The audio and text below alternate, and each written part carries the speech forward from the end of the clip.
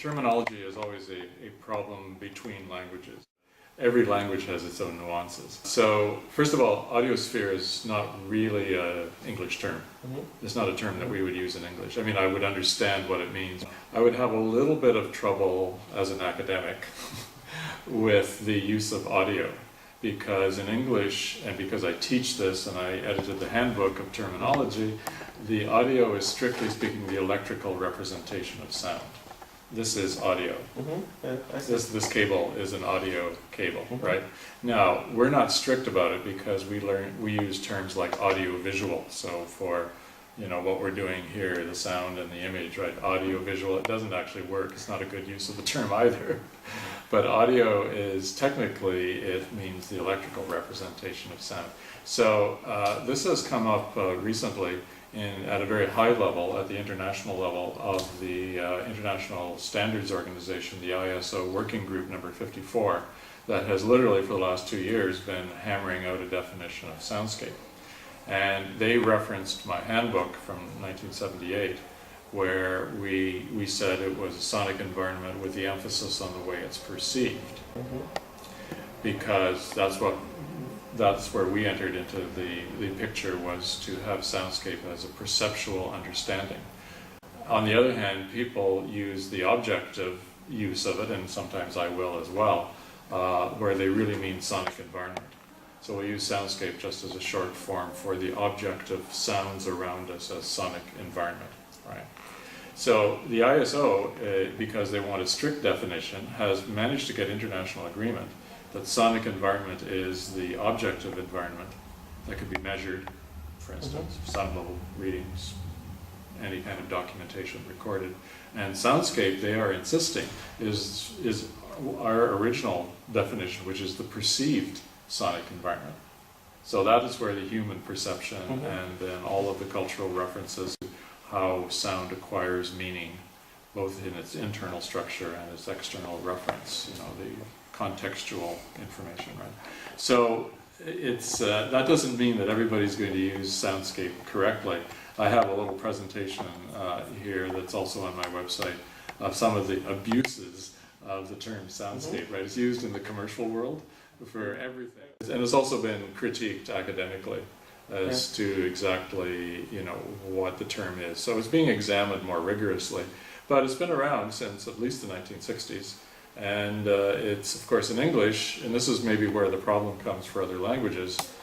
French and German have a kind of landscape word, a word for landscape, and Schaeffer, being a great communicator, wanted to reference that by saying soundscape. So he didn't invent the word, he appropriated the word, but he always said by analogy to landscape, right? So that's just a communicative device that he used. Is sort of to explain to people who had never heard of it, in the early days, what he meant. It was like landscape, the land around you, the soundscape, as the sounds around you. But since then, we've tried to be more precise about it and to develop a theory based on perception. And interestingly enough, it's now being accepted internationally, which surprises me, because acousticians, particularly, are wedded to the objective definition of the acoustic environment and the measurement. So if they're going to embrace this, they're going to have to deal with human perception, which will be a big challenge, right, to do. But Audiosphere, if it works in Polish, that's fine, It wouldn't work too well in English, no, because an Audiosphere might be a background music. For instance, broadcast into the environment, audio environment, what I call it, music as environment. And that's actually the reality, is that we have music as environment all the time. And what we're doing with soundscape composition is environment as music, right? So that's how it works in English.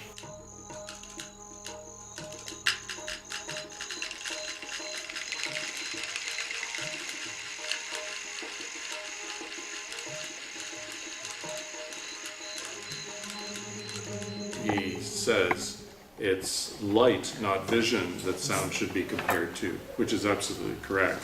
And he says sound is neither mental nor imperial, but a phenomena of experience, our immersion in and commingling with the world. And I particularly like his little soundbite, if I can call it that.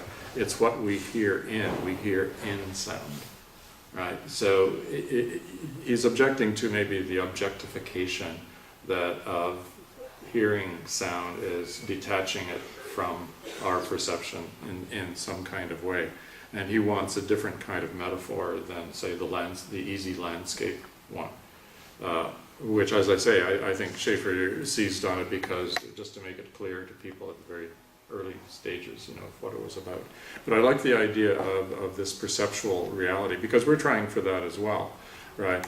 And he puts the emphasis on embodiment, emplacement, and being ensounded, which is a new word, his new word, or a new word. So as an anthropologist, I think he's reminding us that, you know, the language of vision and sound, you have to be careful about the way you talk about it, because we tend to objectify the visual and the sound and sonic experience. And perhaps there are better uses of the language, hearing in sound rather than hearing sound. As I get older, prepositions seem to matter more. The smallest unit of language, the preposition. So hearing in sound, or I would sometimes say hearing through sound, right? There are some nice nuances that if you use the prepositions a little differently than normal, you can emphasize a process rather than this tendency to objectify I, subject of here, sound out there, right? It isn't actually the way it works, but our language tends to do it. So I think his objections are very well taken. And of course, as I've already said, the term soundscape is often used uncritically and without, you know, and often abused in many ways. So we can't really enforce, you know, one interpretation, but these critiques make us think about what it is that we really are experiencing. And the paradigms that we've had, I've already said that, you know, an acoustician will treat it as an object of reality, a measurable reality. And of course, sound is all of these things. It is a material phenomenon. It is a pressure variations, right, at the ear. But if you put the emphasis on perception, then it's a form of epistemology. It's what knowledge does sound give us about our being in the world, right? So it is basically it's a question of epistemology, of how do we know what we know about the world, and how do we orient ourselves with sound. So it's endlessly fascinating, and it's good that we, you know, discuss these details, you know, or the way language is formulating that for us, because we could do it better, and sometimes we could use the language better.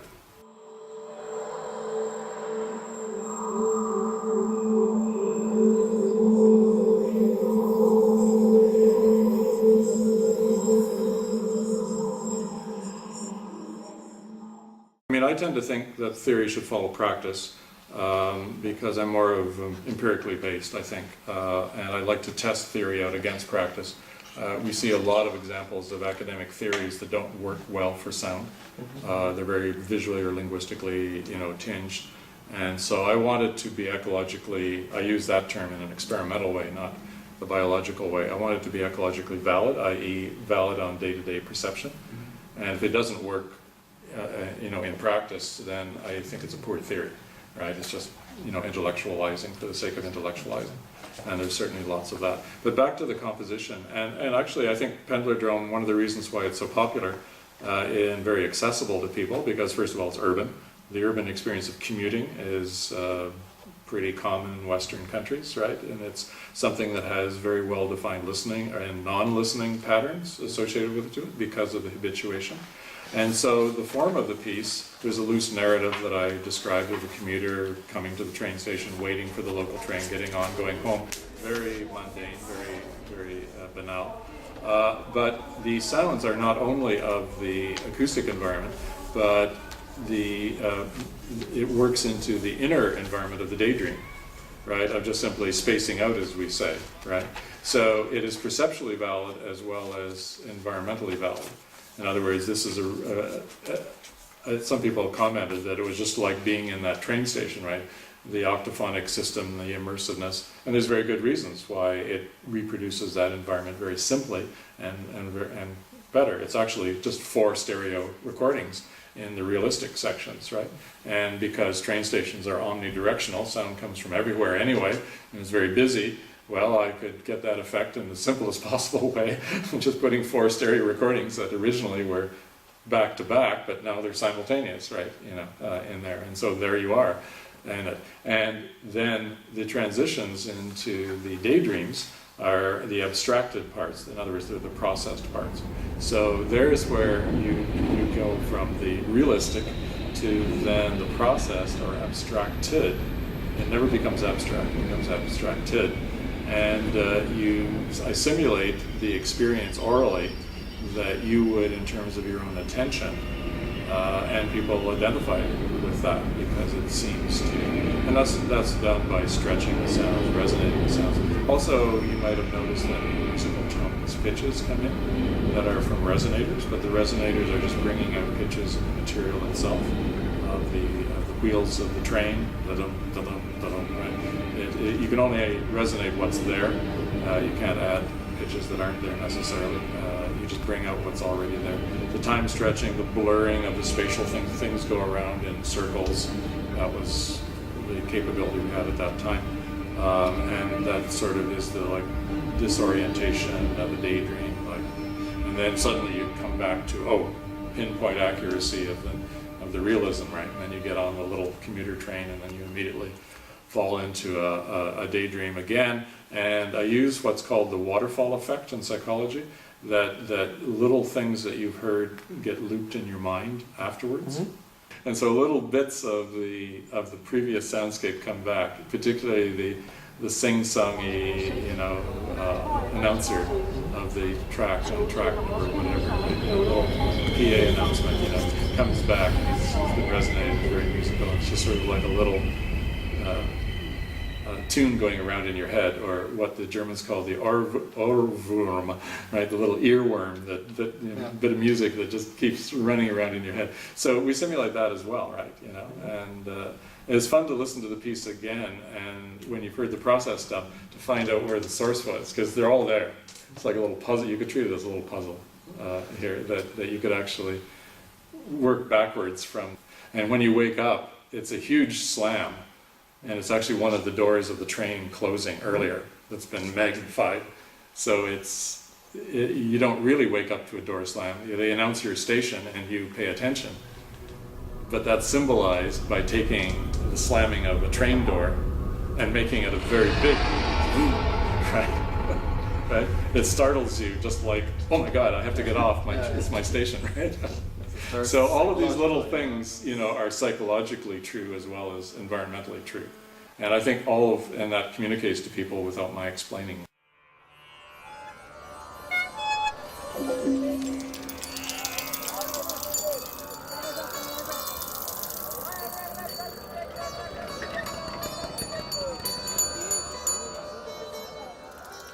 The kind of principles or characteristics I've talked about is not that you use environmental sound, that's not one of them, because you can listen to purely synthesized or electroacoustic pieces. Like CHALICE WELL, for instance, is a hybridized piece. Everything is actually processed, even though it sounds realistic. But in fact, it's not realistic. It's a hybrid of various things. So it's not the use of environmental sound, but it's the recognizability of the sound is maintained. So you always know what it's about. So there's aboutness, again, these prepositions. It is about something. And the title, The Commuter's Dream, I think you would get that idea, even if you didn't know the title, right? It has lots of cues for that. So listener recognizability, and bringing that context, bringing listeners the knowledge of context. And then at the end I say, kind of ideally, that we hope that it will also change the listener's relationship to the real world on an everyday basis. Now that's just a hope, it's an idealized sort of thing, but it does seem to, like the next time you're commuting, maybe you will pay a little more attention to it, or maybe be more aware, just like any type of artwork might, or theater or visual arts or things. Why can't music also relate to the real world, and then when you're in real world situations, of course concerts are real world too, but you know what I mean, and unmediated situations where you're not obviously attending a concert or a gallery or a theater, right, or a film, you know, we know from other art forms that they can affect your psychology and your understanding of the world, so why can't music? Why does music have to stay this abstract thing, which is beautiful, you know, but why does it have to only be that? And so all soundscape composition evokes context, it's clear what they're about, and it tries to at least open up the dialogue about what our understanding of our environment, our social relations, our communities, and including the cognitive and other aspects of it, you know, that it tries to bring those into focus. People who are composers or sound designers who are maybe more activists may want it to actually comment on or raise specific issues of environmentalism, for instance. You know, Andrea Polly, for instance, is a great example of doing sound design or sonification that bridges the scientific data to public awareness and understanding. So that's a very specific use of sound to sonify, you know, things like global warming or climate change or things like that.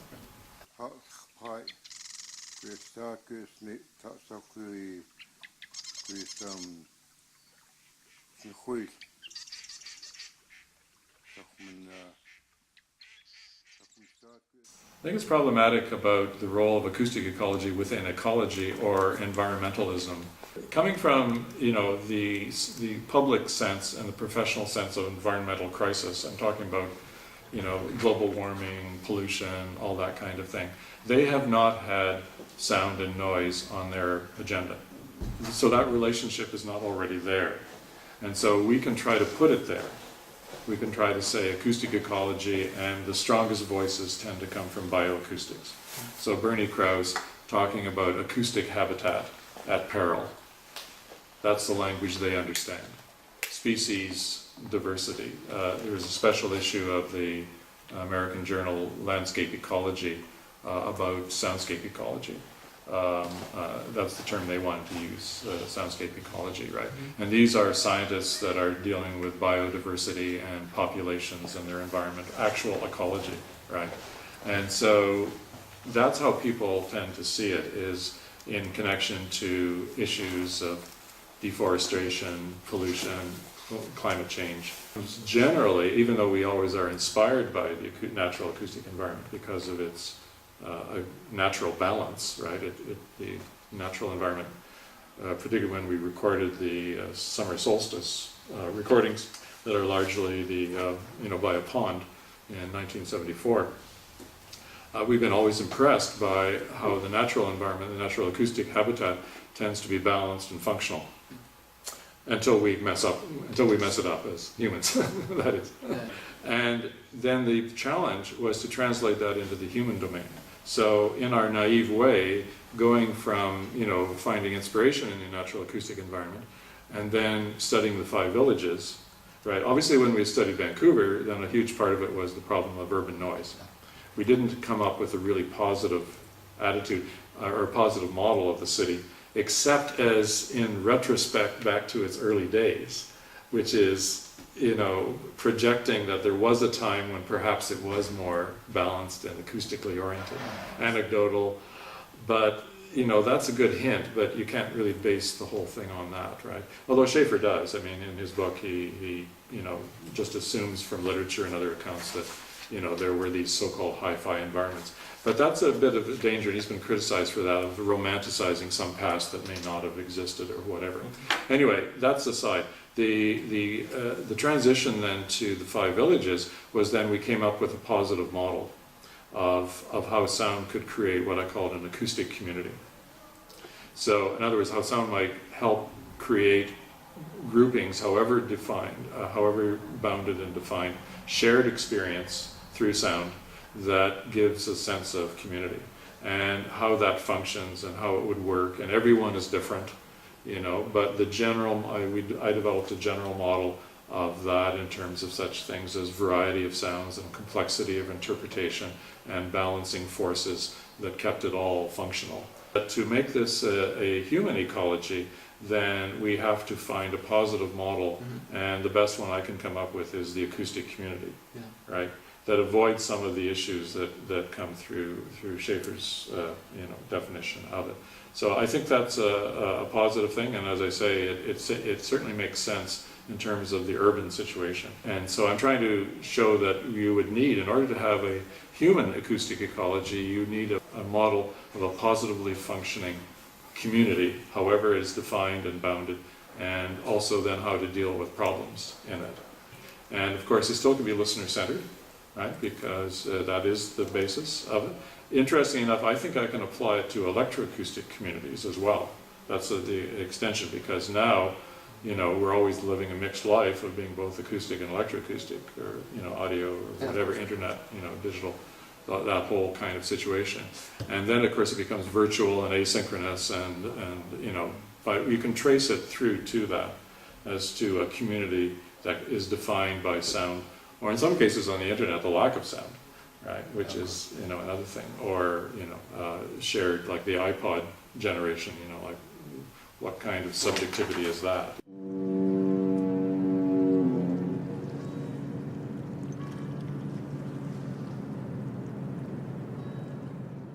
Obviously, cultural traditions are different. Obviously, I hear bells all the time in Europe and almost never in Canada. Right? It's not part of our history. We think of them as rather exotic and wonderful and aesthetic, and we come over here and it's just ordinary for you people. But see, that's typical of the cultural differences. Is that you are embedded in your own cultural traditions, and you know how to interpret all of this, and someone comes from the outside and notices things like a tourist does, and and likewise, you come to North America and marvel about the incredible space we have, right? How much space, and not necessarily crowded living quarters and things like that, right? And so transportation and all of communication, all of these things take on a different aspect of it. And of course, it's all, they're all different and unique. So yes, in general, there are big differences, but the homogenizing forces are usually those of urban technology. Right, those are what tend to be shared and produce similarities in the soundscapes. I guess the general model would be there's a tension between soundscapes all sounding increasingly the same because of technology versus highly individualized, culturally based, uniquely based soundscapes that are different everywhere.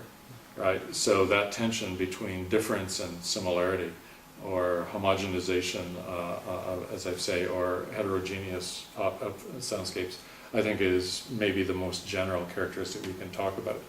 Interestingly enough, it corresponds to Schaeffer's original simplification, lo-fi and hi-fi, right? That's, again, I regard those as just rhetorical terms, right? And it's been pointed out, well, it was, the hi-fi era in audio, but he just, he's a great communicator, still is. And he used any device, particularly linguistic, that would get an idea across to a naive group of students or people for whom this was the first idea. He was never trying to, write for academic papers and academic conferences and that kind of way, right? He's a popular communicator, comes out of his education experiences right there. So those hi-fi, lo-fi terms are just rhetoric, in my opinion. But interestingly enough, to answer the question, they do characterize the homogeneous, industrialized lo-fi environment versus the uniquely, culturally specific hi-fi environments, right? Which is not to say that, they have to be one or the other, but we find that in terms of quality of life issues, the kind of urban planning that produces a human-based soundscape, which is very understood for urban geographers, such as Jane Jacobs, for instance. The human-based city on that human scale is something that is very important, and people just usually don't realize that sound is a very big part of that. But even in Vancouver, these are the areas they want to live in. They don't want to live in impersonal high-rises, that everything is cars going in and cars going out, right? They like this relationship to the more human scale of low-rise neighborhoods and traffic-controlled neighborhoods and ethnic neighborhoods.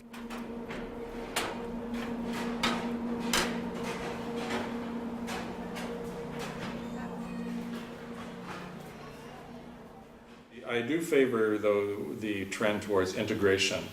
I think at the beginning, the way I described the WFAE and that previous 20 years, I think the isolated individuals and feeling that you were a minority and off there, and maybe, you know, maybe you get frustrated because no one's listening and all that.